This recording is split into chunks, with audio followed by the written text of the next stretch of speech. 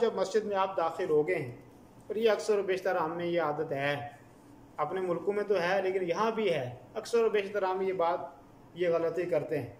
हालांकि ये कोई मसलक की बात नहीं है, कुछ लोग कहते हैं पता नहीं देवबंद में ये है, बरेलवियत में ये है, यहाँ सऊदी में ये है, ऐसा कोई नहीं है। ये हदीस है नबी करीम सल्लल्लाहु अलैहि वसल्लम की। समझ में आ रही है बात? वो क्या है कि जब आदमी मस्जिद के अंदर दाखिल हो तो तहियतुल मस्जिद की 2 रकात पढ़े।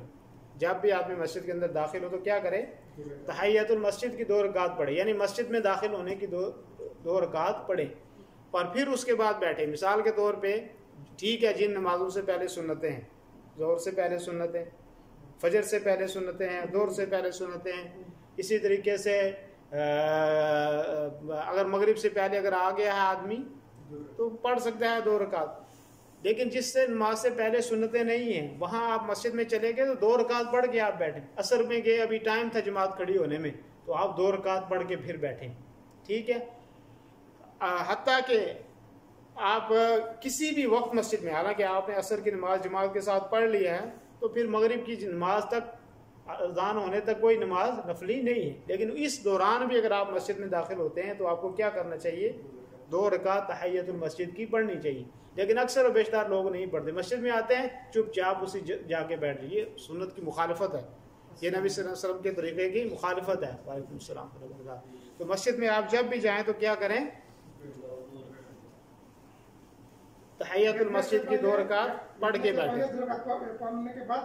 जी। जुमा में भी जा रहे हो, इमाम खुतबा दे रहा है, आप तो आप 2 रकात पढ़ के बैठ जाएं, और ज़्यादा नमाज नहीं पढ़नी है लंबी, 4 रकात ज़्यादा। और अगर आपने सुन्नतों में शामिल हो गए हैं, ज़ोहर से पहले गए सुन्नतों में शामिल हो गए या फ़राइद में शामिल हो गए, तो फिर अलग से ये 2 रकात पढ़ने की ज़रूरत नहीं है, आपको उसका सवाब मिल जाएगा। लेकिन बैठने के लिए, और इसका वक्त कोई नहीं है, जब भी आप मस्जिद में दाखिल होंगे तब आपने पढ़नी है।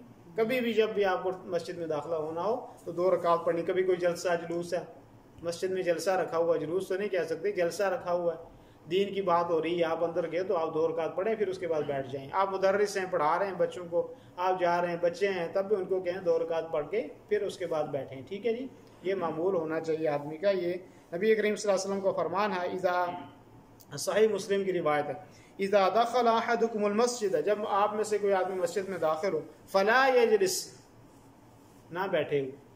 क्या फरमाया? ना बैठे। क्या करे? हत्ता युसल्ली रकातैन, यहाँ तक कि 2 रकात वो पढ़ ले, फिर उसके बाद बैठे। तो अक्सर और बेशतर लोग मुझे यहाँ भी शिकायत करते रहते हैं कि जी लोग ऐसे ही बैठ जाते हैं, 2 रकात भी नहीं पढ़ते। अगर आपने शुरू कर ली, उधर इकामत हो गई, आप छोड़ दो उधर जिधर आपने शुरू की थी, रुकू में है, खड़े हो जाएं, सीधे नमाज पे फ़र्द में शामिल हो जाएं। उस रकात को बाद में क़ज़ा करने की भी ज़रूरत नहीं है। समझ में आ रही है बात?